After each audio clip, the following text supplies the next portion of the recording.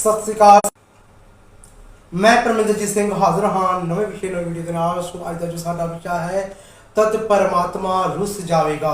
सो ये जो विषय है ये बड़ा ही प्यारा ते बड़ा वधिया विषय है जिस दे राही तुहानूं दसांगे परमात्मा कदों किवें क्यों रुसदा है।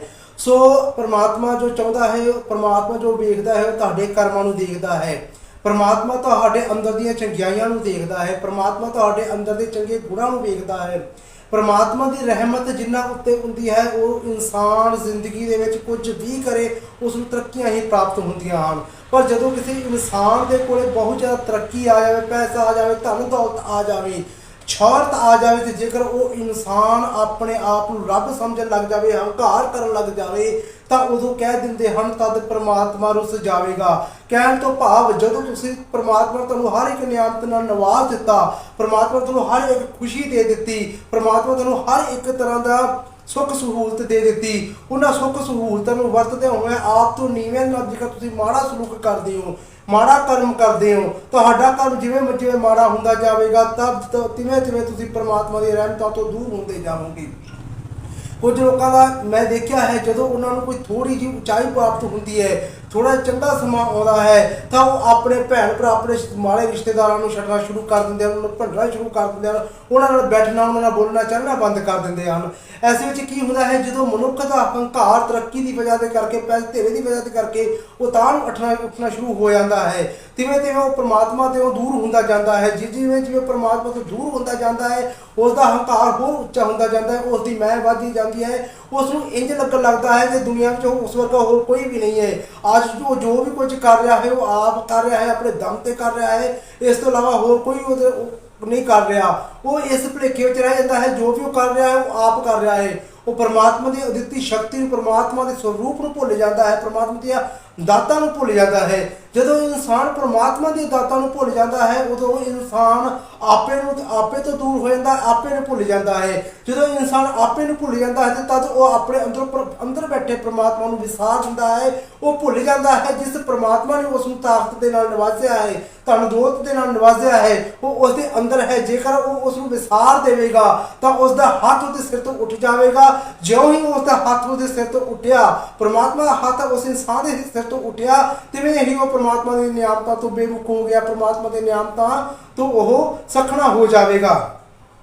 जदों तक उसके चंगे कर्म उसके नाल रहणगे, जिवें जिवें चंगे कर्मां का खाता उसका खाली होंदा जाएगा, माड़े कर्मां का खाता उसका भरदा जाएगा, तिवें तिवें उसकी दूरी परमात्मा तो वधदी जाएगी। जदों उसका हंकार सिरे हो जाएगा, बहुत शिखर ते चला जाएगा, जदों वो परमात्मा दीयां दातां बिल्कुल विसार के अपने विच आपे विच मैं विच आवेगा तद परमात्मा की पूर्ण तौर पर रहमत उसदे तो हट जाएगी। जदों इंसान अपने कर्मां नूं माड़ा बनाउणा शुरू कर दिंदा है, अपने कर्मां नूं माड़ा कर लैंदा है, गरीब नूं माड़ा समझण लग जाता है, माड़े नूं दबाउण की कोशिश करता है, माड़ा कर्म कर लग्या सोचता नहीं, सिर्फ अपनी मैं अपनी ईगो दे विच रहिंदा है, मन उच्चा रखता है, तद ऐसे इंसान नूं किते भी ढोई नहीं मिलती।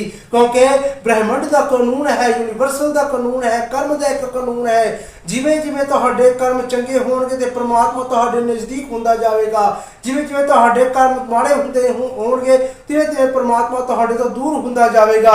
जदों तुहाडे कर्मां दा अंत हो जाएगा, बहुत ज़्यादा माड़े कर्म हो जाणगे, तद परमात्मा तुहाडे तो पूर्ण तौर पर रुस जाएगा। तुहाडी जिंदगी दे विच तुहाडे सिर ते किस दा हथ नहीं रहेगा। जदों तुहाडे सिर तो उस परमात्मा निरंकार अकाल पुरख दा हथ उठ गया, तुहाडे कर्मां दा सिखर हो गया, तुहाडे हंकार दा सिखर हो गया, तुहाडी मैं दा सिखर हो गया, तद तो तुहाडा माड़ा समा शुरू हो जाएगा। तद तो तुहानूं दुनिया की कोई भी ताकत सौखा नहीं कर सकती, तद तुहानूं दुनिया की कोई भी ताकत नहीं बचा सकती। तो तुसीं तद तक ही सुरक्षित हो जदों तक उस परमपिता परमेश्वर का साया तुहाडे सिर ते है। कहण तो भाव जदों तक तुहाडे चंगे कर्मां का साया तुहाडे सिर ते है, जदों तक तुहाडे चंगे कम्मां का साया से तुहाडे सिर ते है, जिवें जिवें तुहाडे माड़े कर्मां का साया वधदा गया, माड़े कर्मां का भार वधदा गया, चंगे कर्मां भार खत्म हुंदा गया, उस दिन ही परमात्मा तुहाडे तो दूरी बना लेवेगा, उस दिन ही परमात्मा तुहाडे तो ਪਾਸਾ ਵੱਟ ਲਵੇਗਾ। ਸੋ ਆਪਣੇ ਕਰਮਾਂ ਨੂੰ ਚੰਗਾ ਰੱਖੋ ਤਾਂ ਜੋ ਤੁਹਾਡੀ ਜ਼ਿੰਦਗੀ ਦੇ ਵਿੱਚ ਤੁਹਾਨੂੰ ਕਦੇ ਮਾੜਾ ਸਮਾਂ ਨਾ ਵੇਖਣਾ ਪਵੇ, ਤੁਹਾਡੇ ਬੱਚਿਆਂ ਨੂੰ ਮਾੜਾ ਸਮਾਂ ਨਾ ਦੇਖਣਾ ਪਵੇ। ਸਿਆਣੇ ਦੀ ਇੱਕ ਕਹਾਵਤ ਹੈ, ਮਾਪਿਆਂ ਦੀਆਂ ਕੀਤੀਆਂ ਬੱਚਿਆਂ ਦੇ ਸਾਹਮਣੇ ਆਉਂਦੀਆਂ ਹਨ। ਅਸੀਂ ਨਿੱਜੀ ਤੌਰ ਤੇ ਤਜਰਬੇ ਕੀਤੇ ਹਨ, ਜਿਨ੍ਹਾਂ ਲੋਕਾਂ ਨੇ ਸਮਾਜ ਦੇ ਵਿੱਚ ਮਾੜਾ ਵੰਡਿਆ, ਮਾੜੇ ਕਰਮ ਕੀਤੇ, ਉਹਨਾਂ ਦੇ ਅੱਜ ਬੱਚੇ ਸੜਕਾਂ ਉੱਤੇ ਰੁਲਦੇ ਪਏ ਹਨ, ਭੁੱਖ ਨੰਗ ਨਾਲ ਲੜ ਰਹੇ ਹਨ, ਨਸ਼ਿਆਂ ਦੇ ਨਾਲ ਲੜ ਰਹੇ ਹਨ। ਆਪਣੀ ਜ਼ਿੰਦਗੀ ਨੂੰ ਉਹਨਾਂ ਨੇ ਬਰਬਾਦ ਕਰ ਲਿਆ ਹੈ। ਉਹਨਾਂ ਨੂੰ ਕੋਈ ਮੰਗਿਆ ਕੋਈ ਚੀਜ਼ ਨਹੀਂ ਦਿੰਦਾ। ਸੋ ਕਦੇ ਵੀ ਕਿਸੇ ਦਾ ਮਾੜਾ ਸੋਚਣ ਤੋਂ ਪਹਿਲਾਂ, ਕਿਸੇ ਦਾ ਮਾੜਾ ਕਰਨ ਤੋਂ ਪਹਿਲਾਂ ਆਪਣੇ ਅੰਦਰ ਬੈਠੇ ਪ੍ਰਮਾਤਮਾ ਵੱਲ ਵੀ ਕਦੇ ਝਾਤ ਮਾਰ ਲੈਣਾ। ਜਿਸ ਦਿਨ ਤੁਹਾਡੇ ਤੋਂ ਪ੍ਰਮਾਤਮਾ ਰੁੱਸ ਗਿਆ, ਉਸ ਦਿਨ ਤੁਹਾਡੇ ਸਿਰ ਤੇ ਸਾਇਆ ਕਿਸ ਦਾ ਰਵੇਗਾ। ਸੋ ਮੈਨੂੰ ਆਸ ਹੈ ਜਦ ਤੁਸੀਂ ਮਾੜਾ ਕਰਮ ਕਰਨ ਲੱਗਿਆ 100 ਵਾਰੀ ਸੋਚੋਗੇ, ਜੋ ਹੀ ਮਾੜਾ ਕਰਮ ਕਰੋਗੇ ਤੁਹਾਡੇ ਤੋਂ ਉਨਾ ਹੀ ਪ੍ਰਮਾਤਮਾ ਦੂਰ ਹੁੰਦਾ ਜਾਵੇਗਾ। ਜਿੰਨਾ ਤੁਸੀਂ ਚੰਗਾ ਕਰਮ ਕਰੋਗੇ ਉਨਾ ਹੀ ਪ੍ਰਮਾਤਮਾ ਤੁਹਾਡੇ ਨਜ਼ਦੀਕ ਹੁੰਦਾ ਜਾਏਗਾ। ਪ੍ਰਮਾਤਮਾ ਕਦੇ ਵੀ ਤੁਹਾਨੂੰ ਸਜ਼ਾ ਨਹੀਂ ਦਿੰਦਾ। ਪ੍ਰਮਾਤਮਾ ਤੁਹਾਡੇ ਚੰਗੇ ਮਾੜੇ ਦੇ ਵਿੱਚ ਕਦੇ ਵੀ ਇੰਟਰਫੇਰੈਂਸ ਨਹੀਂ ਕਰਦਾ। ਪ੍ਰਮਾਤਮਾ ਨੂੰ ਤੁਹਾਡੇ ਕਰਮ ਕਾਂਡ ਨਾਲ ਕੋਈ ਮਤਲਬ ਨਹੀਂ ਹੈ। ਪ੍ਰਮਾਤਮਾ ਨੂੰ ਤੁਹਾਡੇ ਦਾਨਾਂ ਦੇ ਨਾਲ ਕੋਈ ਮਤਲਬ ਨਹੀਂ ਹੈ।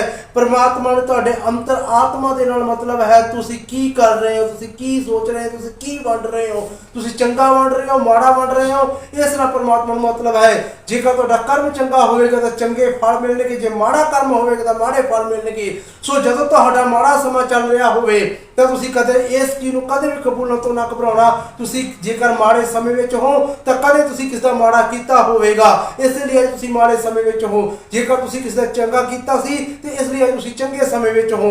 ਕਰਮ ਦਾ ਲਿਖਿਆ, ਕਰਮ ਦਾ ਬੀਜਿਆ ਵੱਢਣਾ ਹੀ ਪੈਣਾ। ਕਰਮ ਤੋਂ ਕੋਈ ਵੀ ਬੇਮੁਖ ਨਹੀਂ ਹੋ ਸਕਦਾ। ਕਰਮ ਨੂੰ ਤਾਂ ਭਗਵਾਨ ਵੀ ਨਹੀਂ ਕੱਟ ਸਕੇ ਸੀ, ਕਰਮ ਦਾ ਤਾਂ ਭਗਵਾਨ ਨੂੰ ਵੀ ਭੁਗਤਣਾ ਪਿਆ ਸੀਗਾ। ਸੋ ਅਸੀਂ ਕੌਣ ਹੁੰਦੇ ਹਾਂ? ਸੋ ਆਪਣੇ ਆਪ ਨੂੰ ਇੰਨੇ ਕੁ ਜ਼ਿਆਦਾ ਨਿਮਰਤਾਵਾਨ, ਦਇਆਵਾਨ, ਸ਼ਾਂਤ ਸੁਭਾਅ, ਮਨ ਨੀਵੇਂ ਵਾਲੇ ਬਣਾ ਲਵੋ ਤੇ ਤੁਹਾਨੂੰ ਮਾੜਾ ਕਰਮ ਕਰਨ ਲੱਗਿਆ ਵੀ ਤੁਹਾਡੇ ਅੰਦਰ ਇਹ ਸੋਚ ਹੋਵੇ, ਜੇਕਰ ਅੱਜ ਮੈਂ ਮਾੜਾ ਬੀਜਾਂਗਾ ਤੇ ਕੱਲ ਨੂੰ ਮੈਨੂੰ ਮਾੜਾ ਵੱਢਣਾ ਪਵੇਗਾ। ਸੋ ਮੈਂ ਇਹੀ ਆਸ ਕਰਦਾ ਹਾਂ, ਕਦੇ ਵੀ ਕਿਸੇ ਦਾ ਮਾੜਾ ਕਰਨ ਤੋਂ ਪਹਿਲਾਂ ਇਹ ਮਨ ਦੇ ਵਿੱਚ ਖਿਆਲ ਰੱਖਣਾ, ਜੇ ਅੱਜ ਮੈਂ ਮਾੜਾ ਬੀਜਿਆ ਤੇ ਕੱਲ ਨੂੰ ਮੈਨੂੰ ਤੇ ਮੇਰੇ ਬੱਚਿਆਂ ਨੂੰ ਵੱਢਣਾ ਪੈਣਾ, ਮੇਰੀ ਆਉਣ ਵਾਲੀ ਨਸਲਾਂ ਨੂੰ ਵੱਢਣਾ ਪੈਣਾ। ਸੋ ਆਪਣੇ ਆਉਣ ਵਾਲੀ ਨਸਲਾਂ ਦਾ ਖਿਆਲ ਕਰ ਲੈਣਾ। ਮਾੜਾ ਕਰਨ ਤੋਂ ਪਹਿਲਾਂ ਆਪਣੇ ਆਉਣ ਵਾਲੇ ਉਜਾੜੇ ਦਾ ਖਿਆਲ ਕਰ ਲੈਣਾ। ਮਾੜਾ ਕਰਨ ਤੋਂ ਪਹਿਲਾਂ ਆਪਣੇ ਆਉਣ ਵਾਲੇ ਮਾੜੇ ਭਵਿੱਖ ਦਾ ਖਿਆਲ ਕਰ ਲੈਣਾ, ਕਿਉਂਕਿ ਮਾੜਾ ਕੀਤਿਆਂ ਹੀ ਮਾੜਾ ਵੱਢੋ, ਮਾੜਾ ਬੀਜਿਆ ਹੀ ਮਾੜਾ ਵੱਢੋਗੇ। ਸੋ ਪ੍ਰਮਾਤਮਾ ਨੂੰ ਖੁਸ਼ ਕਰਨਾ ਕੋਈ ਮੁਸ਼ਕਲ ਨਹੀਂ। ਆਪਣੇ ਕਰਮ ਚੰਗੇ ਰੱਖੋ, ਪ੍ਰਮਾਤਮਾ ਤੁਹਾਡੇ ਤੋਂ ਖੁਸ਼ ਹੀ ਖੁਸ਼ ਹੈ। ਲੋਕਾਂ ਦਾ ਭਲਾ ਕਰੋ, ਦਿਲ ਦੇ ਵਿੱਚ ਦਇਆ ਭਾਵ ਰੱਖੋ, ਸਭ ਦੇ ਲਈ ਪਿਆਰ ਰੱਖੋ ਤਾਂ ਤੁਹਾਨੂੰ ਚੰਗਾ ਹੀ ਮਿਲੇਗਾ, ਚੰਗਾ ਹੀ ਵੱਢੋਗੇ। ਸੋ ਅੱਜ ਦੇ ਲਈ ਇੰਨਾ ਹੀ। ਮਿਲਦੇ ਆ ਫਿਰ ਕਿਸੇ ਨਵੇਂ ਵਿਸ਼ੇ ਨਾਲ ਵੀਡੀਓ ਦੇ ਨਾਲ। ਸਾਡੇ ਨਾਲ ਬਣੇ ਰਹੋ। ਧੰਨਵਾਦ।